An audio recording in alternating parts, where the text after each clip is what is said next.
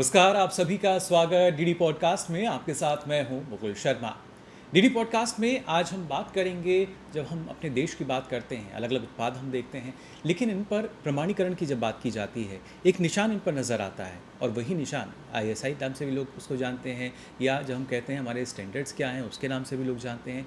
लेकिन ये पूरा प्रोसेस क्या है और कैसे इसकी जो जिम्मेदारी है वो, उसकी अगर बात की जाए, बीआईएस उसे निभा रहा है, इस बारे में हम चर्चा करेंगे। और आपको बता दें, ब्यूरो ऑफ इंडियन स्टैंडर्ड यानी भारत मानक ब्यूरो से उनके जो महानिदेशक हैं वो आज हमारे साथ मौजूद हैं। संजय गर्ग जी, बहुत बहुत स्वागत आपका डीडी पॉडकास्ट में।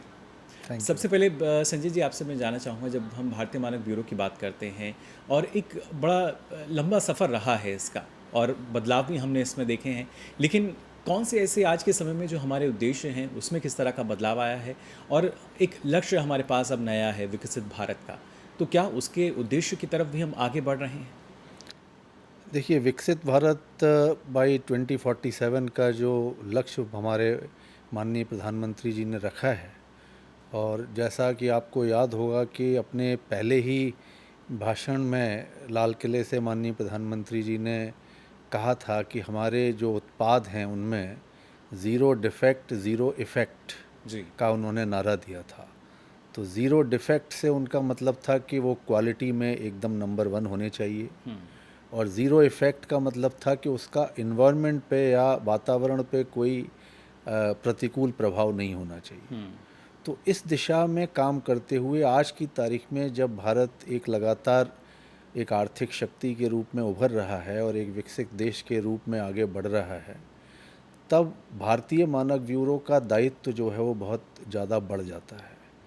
क्योंकि किसी भी विकसित देश का जो उद्योग है, जी। जो उसके उपभोक्ता हैं, जो कंज्यूमर्स हैं, जो सिटीजन्स हैं, नागरिक हैं, उनके चाहे उस लघु उद्योग हैं, जी। मध्यम उद्योग हैं, उनमें जब तक गुणवत्ता नहीं आएगी तब तक कोई भी देश विकसित नहीं बन सकता। आप देखिए, आप विश्व के किसी भी देश में जाके आप यात्रा जब करते हैं और वहाँ पहुँचते हैं, तो एक चीज़ जो बिल्कुल कॉमन आपको नज़र आती है वहाँ हर चीज़ में, कि वहाँ गुणवत्ता मिलती है आपको। जी। चाहे वो सेवाएं हों, चाहे इंफ्रास्ट्रक्चर हो, चाहे अधोसंरचना हो, चाहे वहाँ के उत्पाद हों, चाहे वहाँ के कपड़े हों, चाहे वहाँ के उपकरण हों, जो भी हों। तो गुणवत्ता को साथ लिए बिना हम विकसित भारत नहीं बन सकते। और उसमें भारतीय मानक ब्यूरो का 2016 का जो भारतीय मानक ब्यूरो एक्ट पास हुआ था, उसमें भारतीय मानक ब्यूरो को एक नेशनल स्टैंडर्ड्स बॉडी, मतलब एक राष्ट्रीय मानकीकरण संस्था के रूप में औपचारिक मान्यता दे दी गई है। एक दशक का सफ़र ये हो चुका है, 2016 से आज के समय तक की अगर बात करते हैं। इस दौरान किस तरह के जो बदलाव हैं वो आए, क्योंकि ज़ाहिर तौर पर जो क्वालिटी है वो तो हम सभी जान रहे हैं किस तरीके से बेहतर हुई है प्रमाणीकरण के ज़रिए भी। इसमें देखिए 2-3 बहुत महत्वपूर्ण बदलाव आए हैं। एक पहला तो ये कि ज़्यादातर पहले जो हमारे मानक बनते थे वो वॉलेंटरी होते थे, जिसको मैं कहूँगा स्वैच्छिक होते थे। अभी 2016 के बाद से एक बदलाव ये आया है कि सरकार ने बहुत सारे प्रोडक्ट्स पर ये मानकीकरण की जो ज़रूरत है, इसको आवश्यक कर दिया है। आज की तारीख में लगभग 700 से अधिक उत्पाद ऐसे हैं जिन पे विभिन्न क्वालिटी कंट्रोल ऑर्डर्स के माध्यम से, जैसे उदाहरण के तौर पे जूता है, जी। ये आपका टॉयज़ पे, बच्चों के जो खिलौने होते हैं उस पे 3-4 साल पहले इसको मैंडेटरी किया गया। स्टील के बहुत सारे उत्पाद हैं, सीमेंट है। जी। तो बहुत सारी जो आम आदमी की ज़रूरत की चीज़ें हैं जहाँ क्वालिटी मस्ट है, वहाँ पे सरकार ने इसको आवश्यक किया है। और आवश्यक होने से हुआ ये है कि एक जनरल जो हमारी इंडस्ट्री है, जी। उसमें क्वालिटी की एक जागरूकता आई है।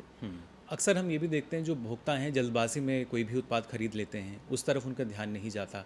तो क्या उनको जागरूक करने के लिए भी, या जो उपभोक्ता हैं, ग्राहक हैं, वो पहचान कर सकें कि ये क्वालिटी वाइज जो है ये बिल्कुल सही उत्पाद है, बिल्कुल असली है, क्या ये सब भी उत्पादक जो भोक्ता है वो देख सकता है?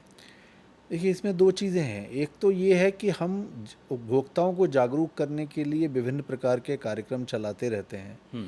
बीआईएस जो है वो बिल्कुल पूरे साल इस तरह के कार्यक्रम चलाता रहता है। जैसे मैं आपको बताऊं कि हमने पूरे देश भर में 10,000 के करीब जो है वो गांव के और छोटे शहरों के, बड़े शहरों के स्कूलों में स्टूडेंट स्टैंडर्ड क्लब बनाए हैं जी। तो वहाँ जो 8वीं 9वीं 10वीं 11वीं 12वीं क्लास के छात्र हैं उनको, ताकि अभी से उनको स्टैंडर्ड्स के बारे में जानकारी हो जाए, तो उनको हम अवेयरनेस करते हैं ताकि वो अपने माता पिता को भी बता सकें घर जाके। एक अनूठी पहल यानी एक हाँ, दूसरा हमने 2 लाख से अधिक पंचायतों में जाके ये अवेयरनेस कार्यक्रम चलाया। सारे पंचायतों में हमारे प्रतिनिधि गए, तो पंचायतों में जैसे बहुत सारे काम होते हैं, कंस्ट्रक्शन से रिलेटेड काम होते हैं, स्कूलों में बहुत सारी सामग्री खरीदी जाती है, स्टेशनरी खरीदी जाती है, हेल्थ से रिलेटेड बहुत सारी चीज़ें खरीदी जाती हैं, तो उनमें क्या क्या मानक हैं और ताकि ग्राम पंचायतों को जागरूक किया गया। अभी रिसेंटली हमने इसी साल एक कार्यक्रम महिला स्वसहायता समूहों के जागरूकता के लिए शाइन प्रोग्राम करके आरंभ किया है जी। जिसमें हम गांव-गांव जाके महिला स्वसहायता समूहों को महिलाओं और बच्चों और उनके परिवार में क्या क्या चीज़ें इस्तेमाल होती हैं, उनमें किस तरह से मानकों को मानकीकरण हुआ है और उसमें किस तरह से मानक वाली वस्तुओं को वो लोग खरीदें, इसके बारे में जागरूकता की जाती है। ये तो एक बात हुई जागरूकता वाली। दूसरी बात हुई इसके एनफोर्स करने की। तो जिन प्रोडक्ट्स में ये ISI मार्क जो है वो आवश्यक किया गया है सरकार के द्वारा, उसमें हमारे लोग भी समय समय पर मार्केट में जाकर इसकी जांच पड़ताल करते रहते हैं। आपने देखा होगा न्यूज़ में आता रहता है कि हम कई बारी छापे मारकर सीज करते हैं माल। अगर कोई गलत जो मैंडेटरी प्रोडक्ट है, अगर उसमें भी कोई बिना ISI मार्क का सामान बेच रहा है या फेक ISI मार्क लगा के सामान बेच रहा है, तो हम उसमें एनफोर्समेंट की कार्रवाई भी करते हैं।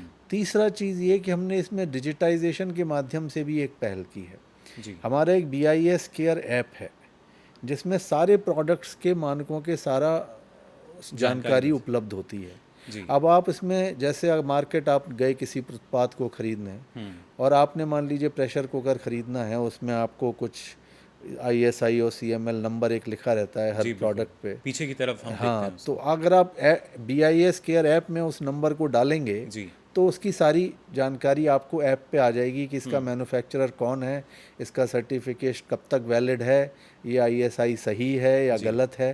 तो उससे एक आम कंज्यूमर भी जो है इसको पहचान जागरूक हो रहा है और उसको देख सकता है ऐप के माध्यम से कि जो प्रोडक्ट मैं खरीद रहा हूँ वो सही में प्रमाणित है या नहीं। लेकिन जो ये डिजिटलाइजेशन का जो आपने जिक्र किया, तो उपभोक्ताओं के नज़रिए से तो काफ़ी बेहतर है ही, कभी भी वो देख सकते हैं। लेकिन जो उत्पादक हैं उनके नज़रिए से अगर देखा जाए, क्योंकि पहले शायद जब हम दस्तावेज़ों की बात करते हैं, कागजी कार्रवाई की बात करते हैं, तब शायद थोड़ी पेचीदगी उनको लगती होगी। तो क्या हम ये भी कह सकते हैं कि अब काफ़ी सरल हो गया है प्रमाणीकरण? हाँ, प्रमाणीकरण में हमने बहुत सुधार किए हैं पिछले कुछ सालों में। एक तो पूरी प्रक्रिया को ऑनलाइन बना दिया गया है। सो सारा प्रोसेस जो है वो कोई उसमें इंडिविजुअल 1-to-1 इंटरफेस नहीं है। पूरी प्रक्रिया जो है वो ऑनलाइन है। सारे दस्तावेज स्कैन करके ऑनलाइन एप्लीकेशन के, और प्रोसेसिंग भी ऑनलाइन होती है, खाली सबमिशन नहीं है। और दूसरी चीज़ ये है कि हमने जो डोमेस्टिक हमारी इंडस्ट्री है उसके लिए हमने एक सिंप्लीफाइड प्रोसीजर निकाला है जिसके अंदर हम 30 दिन के अंदर विदिन 30 डेज हम उनको सर्टिफिकेट दे देते हैं, सर्टिफिकेशन कर देते हैं। अपना प्रोडक्ट वो अपने लैब में टेस्ट कराते हैं। हमारी जो एक्रेडिटेड लैब्स हैं उनमें टेस्ट करा के वो जैसे ही अपना एप्लीकेशन सबमिट करते हैं विदिन 30 डेज उनको हम, और मैं आपको बताना चाहूँगा कि पिछले 1-1.5 साल में लगभग 95% से अधिक जो है वो इस प्रोसीजर के तहत हमने प्रमाणीकरण विदिन 30 डेज कर दिया है। ये सबसे कम समय हम मान सकते हैं 30 दिन का, या जैसे MSMEs की बात की जाए या महिला स्वयं सहायता समूह का आपने जिक्र किया, तो उनके लिए हम मान सकते हैं कि थोड़ी जो अवधि है वो कम भी हो जाती है?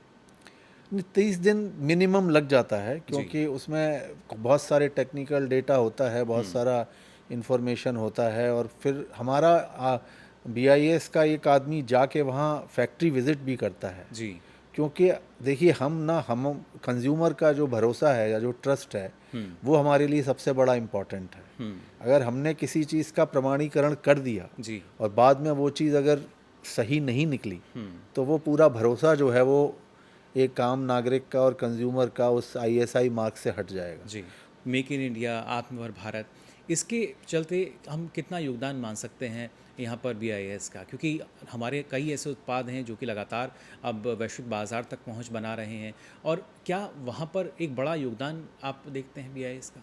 BIS के जो मानक हैं, हम्म। हमने जो अंतर्राष्ट्रीय मानक हैं, हमारे जो मानक हैं वो 95% तक हमारे मानक जो है वो वैश्विक मानकों के साथ तालमेल रखते हैं। जी।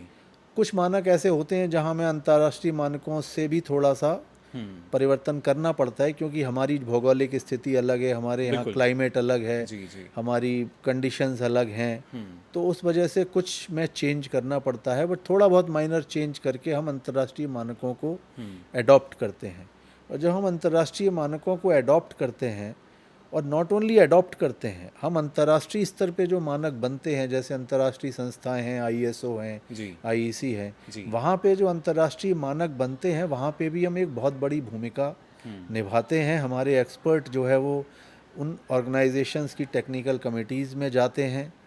तो हम एक, आप ये कह सकते हैं कि वैश्विक स्तर पर, ग्लोबल लेवल पे, इंटरनेशनल लेवल पे, ना कि हम वैश्विक मानकों को अपनाते हैं, बल्कि वैश्विक मानकों के विकास में भी हम एक बहुत बड़ी भूमिका अदा करते हैं। नजर आ रहे और उससे हमारी इंडस्ट्री की भी पहचान बढ़ती है, क्योंकि ये जो एक्सपर्ट्स जाते हैं इसमें से बहुत सारे एक्सपर्ट हमारी इंडस्ट्री के होते हैं। यानी विश्वसनीयता जो है ना सिर्फ BIS की बल्कि भारत की भारत की ग्लोबली बढ़ती नज़र आती है। लोकल से ग्लोबल अगर हम कहें तो बिल्कुल। शायद गलत नहीं होगा। बिल्कुल। लेकिन आज के समय में नई नई तकनीक की हम बात करते हैं, AI की बात की जाए, या खासतौर से ग्रीन एनर्जी के क्षेत्र में हम देखते हैं, तमाम ये जो नई तकनीक आ रही है, यहाँ किस तरह का आपको लगता है कि एक महत्वपूर्ण भूमिका जो है वो BIS की हो जाती है? जितनी भी नई टेक्नोलॉजीज़ आजकल आ रही हैं, चाहे वो AI हो, रोबोटिक्स है, EV में खासतौर से ब्रेन कंप्यूटर इंटरफेस है, जी आपका ग्रीन हाइड्रोजन है, जी। E-मोबिलिटी है, रोबोटिक्स है, ये जितनी भी नई टेक्नोलॉजीज़ हैं, इनमें भारत और BIS अंतर्राष्ट्रीय स्तर पर भी और अपने देश के अंदर भी मानक बनाने में एक बहुत बड़ा काम कर रहा है। जी इसमें पहला जो इंटरनेशनल जो स्टैंडर्ड आया था, गाइडलाइंस फॉर AI, वो मैं आपको बताऊं, हमने ही प्रपोज किया था इंटरनेशनल लेवल पे। जी। और हमारे प्रपोज करके और हमने उसमें एक बहुत बड़ा कंट्रीब्यूशन दिया था। फिर वो standard, global standard guidelines for AI, जो एथिक्स और जो उसकी सेफ्टी और जो जी जी। उसके लिए जो बना है। इसी तरह हम बहुत सारे IoT से रिलेटेड स्टैंडर्ड हैं, इंटरनेट ऑफ थिंग्स जिसको बोलते हैं, जिनमें बहुत सारे उपकरण आप इंटरनेट के माध्यम से कनेक्ट कर सकते हैं।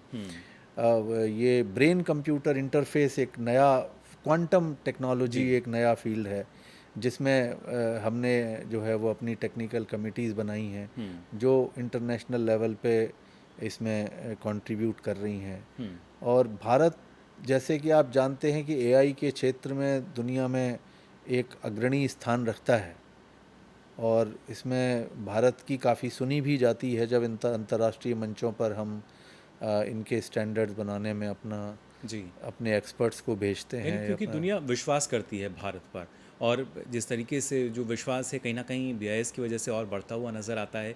लेकिन अगर देखा जाए आज के समय में ऑनलाइन जब हम बात करते हैं या E-कॉमर्स की बात की जाए, तो वहाँ भी कभी कभी जो उपभोक्ता हैं, ग्राहक हैं, उनको संशय रहता है कि जो हम उत्पाद ले रहे हैं वो सही है या नहीं। तो क्या BIS के लिए भी एक चैलेंज ये रहता है कि E-कॉमर्स जब आता है, तमाम उत्पाद हैं वहाँ पर, तो वहाँ उनका प्रमाणीकरण करना, वहाँ जो ग्राहक हैं उनको संतुष्ट करना? ये आपने बहुत अच्छा प्रश्न किया, और ये बहुत बड़ा एक चैलेंज तो है, इसमें कोई डाउट नहीं है। क्योंकि जो प्रोडक्ट्स के जो मानक मैंडेटरी हैं या आवश्यक हैं जी वो, चाहे आप E-कॉमर्स पे बेचिए, चाहे normal brick and mortar shop पे बेचिए, वो सेम है जी। अब उनको एनफोर्स करना जो है वो एक चैलेंज ज़रूर है, और इसके तहत हमने कई बार जो है वो एनफोर्स किया है। और हमने जो अपने लाइसेंस वैलिडेशन के जो कंप्यूटराइज्ड API होते हैं जी वो, जैसे जैम पे है, फर्स्ट क्राई करके एक ऑनलाइन साइट है, स्नैपडील है, ऐसी कुछ साइट कुछ लोगों के साथ हमने उनको शेयर किया है, ताकि वो अपना जो उनका डेटा है, जो प्रोडक्ट्स वो बेच रहे हैं E-कॉमर्स साइट्स पे, उसको वो हमारे डेटा के साथ मिलान कर सकें कि इन प्रोडक्ट्स में BIS अनिवार्य है, जी। सर्टिफिकेशन अनिवार्य है। तो इस दिशा में हम लोग अभी काम कर रहे हैं और कुछ ई-कॉमर्स साइट्स हमारे साथ काम कर रही हैं, कुछ अभी और धीरे धीरे आ रही हैं। बट ये ज़रूर है कि इसमें अभी भी कहीं थोड़ा बहुत गुंजाइश है और काम करने की और जी। इसको और आगे ले जाने की। बिल्कुल, क्योंकि बदलाव तो लगातार हम देखते हैं, वो नज़र आता है। लेकिन यहाँ खास तौर से अगर हम देखते हैं आज के समय में भारत में प्रधानमंत्री का जो एक विज़न नज़र आता है, वो स्टार्टअप कल्चर को बढ़ाने की बात कही जाए, इनोवेशन को हम बढ़ावा दें, या इसके साथ साथ हम देखते हैं कि किस तरीके से MSMEs को हम बढ़ावा दे रहे हैं, जिससे कि जो हमारे छोटे और जो मध्यम उद्यम में हैं उनको और ज़्यादा लाभ मिल सके। और ध्येय ये रहता है कि इसके ज़रिए हम रोज़गार का ज़्यादा अवसर जो है मिल पाते हैं। तो वहाँ भी हम मान सकते हैं कि जो हमारे भारतीय मानक ब्यूरो है, जो BIS है, एक महत्वपूर्ण भूमिका निभा रहा है। बिल्कुल आपने सही कहा कि MSME, स्टार्टअप, नए उद्योग जो भी आ रहे हैं उनको टेक्नोलॉजी के माध्यम से, स्टैंडर्ड्स के माध्यम से कैसे हम उनको सहायता कर सकते हैं, इसमें हमारा पूरा ध्यान रहता है। जी। फाइनेंशियल तौर पे देखें तो हमने उनको अपनी जो हमारी फ़ीस है उसमें MSMEs को रियायत दी हुई है। जैसे स्मॉल जो माइक्रो सेक्टर की इंडस्ट्री है उनको 80% तक की हम छूट देते हैं, जी। और जो स्मॉल हैं उनको 50%, और जो मीडियम है उनको 30%। तो एक तो फाइनेंशियल हेल्प हो गई है, दूसरा हम उनका ट्रेनिंग बहुत कराते हैं। जितने भी मीडियम स्मॉल इंडस्ट्रीज़ वाले हैं उनको हम समय समय पर उनके ना यहाँ बुला के नहीं, हमारे जो पूरे कंट्री भर में 35 ऑफिसेज हैं जी। वहाँ पे हम उनको बुला के कोई भी जब नया स्टैंडर्ड आता है, नया कोई प्रोडक्ट आता है इस तरह का मैंडेटरी में, तो उनकी हम ट्रेनिंग कराते हैं। कैप्सूल कोर्सेज होते हैं 1 दिन के, 2 दिन को, ताकि उनको बताया जा सके कि आप अपने प्रोडक्ट को किस तरह से क्वालिटी मेंटेन कर सकते हैं। जी। तीसरा काम हम क्या कर रहे हैं कि ज़्यादातर MSMEs या स्मॉल इंडस्ट्रीज़ का ये इशू रहता है कि भाई हमारे पास इतना पूंजी नहीं है कि हम अपना टेस्टिंग इक्विपमेंट लगा सके, हम तो प्रोडक्शन करते हैं, वही बहुत है। बिल्कुल। तो हमने उनको एक तो इस जो लाइसेंस की एक रिक्वायरमेंट होती है कि हर मैन्युफैक्चरर को अपने पास एक टेस्टिंग लेबोरेटरी होना चाहिए, तो इस रिक्वायरमेंट से हमने उनको एग्जेम्प्ट किया हुआ है कि आप अपनी लेबोरेटरी नहीं भी है तो आप किसी दूसरी कोई सुविधा मिल कि हाँ किसी दूसरी प्राइवेट लेबोरेटरी में जाके आप अपना टेस्ट करा लाइए। आप यू नीड नॉट, मतलब आपको अपना खुद का सेटअप लगाने की ज़रूरत नहीं है। जी। चौथा काम हमने ये किया है कि हमने एक स्कीम चलाई हुई है जिसमें हम लेबोरेटरीज़ में जो टेस्टिंग इक्विपमेंट होते हैं उनको हम फाइनेंशियली फंड भी करते हैं। उसमें हम ज़्यादातर तो वैसे गवर्नमेंट या सेमी गवर्नमेंट लेबोरेटरीज़ जो नॉट फॉर प्रॉफिट हैं उनको फंड करते हैं जी। लेकिन रिसेंटली हमने MSMEs के जो क्लस्टर्स हैं, पूरे देश में MSMEs के हज़ारों क्लस्टर हैं। जैसे तिरुपर में कॉटन का है, पुणे में ऑटो कंपोनेंट्स का है, सूरत में डायमंड का है, इस तरह से बहुत सारे सेक्टर वाइज क्लस्टर्स हैं। तो उन क्लस्टर की जो लेबोरेटरीज़ हैं, क्लस्टर के जो कॉमन फैसिलिटी सेंटर्स हैं, उनकी भी लेबोरेटरीज़ को हम फाइनेंशियली फंड कर रहे हैं। तो अभी ऑलरेडी हमारे पास प्रपोज़ल आना शुरू हो गए हैं राजकोट से और पूना से और कहाँ से। तो हम हर तरीके से हम ये कोशिश कर रहे हैं और कोशिश करते हैं कि भाई ये जो यात्रा है क्वालिटी को आगे ले जाने की, ये गुणवत्ता की एक जो जर्नी है, इसमें जो MSMEs हैं, स्टार्टअप्स हैं, छोटी इंडस्ट्रीज़ हैं, वो कहीं भी किसी भी तरीके से पीछे ना छूटने पाए। बिल्कुल, कहीं भी पीछे ना रहें और लगातार आगे बढ़ती रहें, देश को भी आगे बढ़ाती रहें। और सर अगर देखा जाए, क्योंकि अलग अलग उत्पाद में जो भोक्ता हैं कभी कभी कोताही भी बरत देते हैं, वो देख नहीं पाते कि जो उत्पाद है उसकी क्या गुणवत्ता है।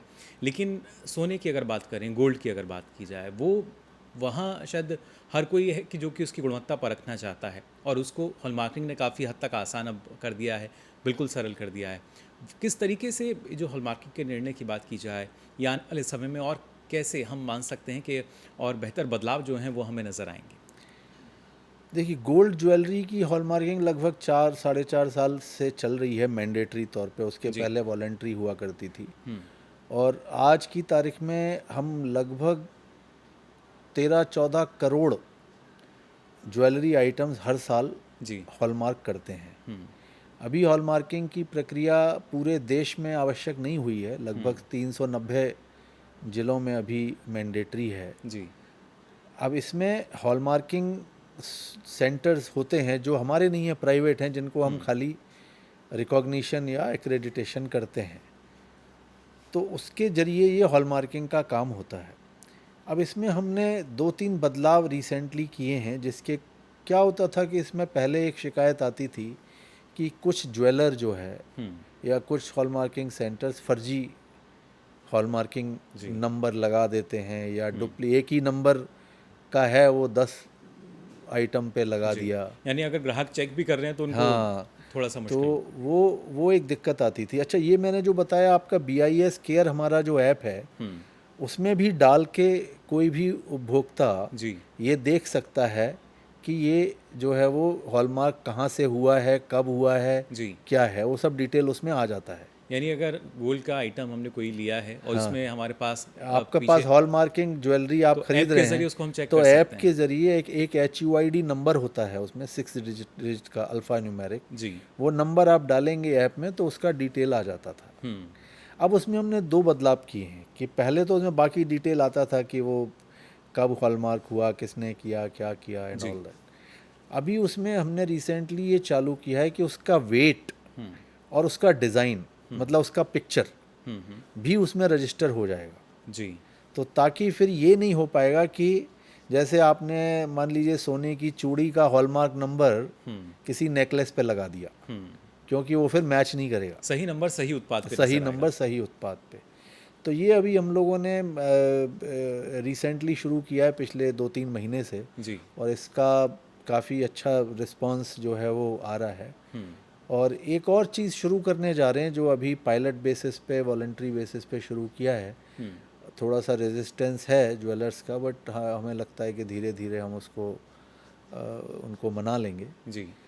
कि हम HUID ट्रैकिंग करने जा रहे हैं कि जैसे मतलब जैसे जैसे आपका आधार नंबर होता है ना, ऐसे ही एक HUID का कोई ज्वेलरी है, वो मान लीजिए एक ज्वेलर से दूसरे ज्वेलर के पास गया, दूसरे से तीसरे के पास गया, तीसरे से चौथे के पास गया, जी। और चौथे पे जाके फिर ग्राहक ने खरीदा, तो उसकी पूरी ट्रैकिंग जो है वो कंप्यूटर पे होगी।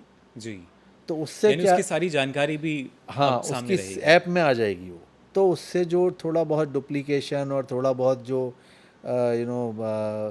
ऐसी गतिविधियां ये लोग करते हैं ज्वेलर लोग, वो उससे और बचा जा सकता है। जी। तो हम इस प्रक्रिया को ज़्यादा से ज़्यादा सेफ बनाना चाहते हैं, क्योंकि गोल्ड वैसे भी आप जानते हैं बहुत बहुमूल्य चीज़ है लोगों के लिए। जी। लोग इतना अपना जीवन भर की कमाई उसमें इन्वेस्ट करते हैं, बिल्कुल। तो उसमें किसी प्रकार का धोखा और किसी प्रकार की गड़बड़ी नहीं होनी चाहिए। जी। तो ये हमारे प्रयास हैं, उसमें चल रहे हैं, और सारा सिस्टम तो कंप्यूटराइज्ड है। और अभी तो सिल्वर हॉलमार्किंग का भी धीरे धीरे चालू हो रहा है। उसमें कितना समय उसमें हम भी मान सकते हैं? काफ़ी मांग है लोगों की कि सिल्वर में भी इसको किया जाए, हाँ, जो क्योंकि ग्राहक लोगों हैं वो को चाहते हैं कि इस तरह से क्योंकि बदलाव हो। लोगों को अब भरोसा होने लगा है गोल्ड वाले को देख के। जी। अब चूँकि सिल्वर के भी दाम काफ़ी बढ़ रहे हैं मार्केट में। Silver is the new gold now. हाँ, तो लोग अब कह रहे हैं कि सिल्वर में भी चालू करिए। तो सिल्वर में भी हमने चालू तो कर दिया है, लेकिन अभी मैंडेटरी नहीं हुआ है, अभी वॉलेंट्री बेसिस पे चल रहा है। जी। और हम लोग थोड़ा सा सिस्टम को और स्ट्रेंथन या मजबूत करने की कोशिश कर रहे हैं, ताकि एक बार सिस्टम थोड़ा और मजबूत हो जाए तो फिर हम सिल्वर का भी जी। बहुत जल्दी ही चालू करेंगे। बिल्कुल सर, और आखिरी सवाल और आपसे जानना चाहूँगा, पिछले एक दशक में हमने देखा काफ़ी बड़े बदलाव जो हैं वो हमने देखे हैं मानकों में। अगला जो दशक होगा उसमें किस तरह के बदलाव हम मानकर चल सकते हैं? अगले दशक में मैं सोचता हूँ कि मानक बनाने की जो प्रक्रिया है उसमें एक बहुत बड़ा बदलाव आएगा। जी।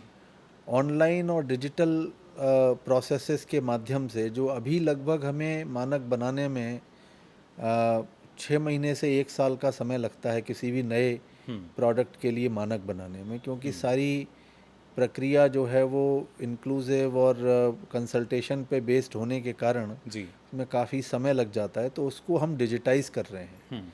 अभी हम ऑनलाइन डिजिटल स्टैंडर्ड प्लेटफॉर्म बना रहे हैं, जिसके माध्यम से ये सारी जो एक्सपर्ट्स की मीटिंग्स भी हैं, जो जितने कंसल्टेशंस हैं, जितना डेटा कलेक्शन है, ये सारा ऑनलाइन होगा, और सारा जो है वो एक प्लेटफॉर्म के माध्यम से होगा। तो ऑनलाइन ऑनलाइन स्टैंडर्ड्स जो बनेंगे जी। तो वो काफ़ी जल्दी बन सकते हैं।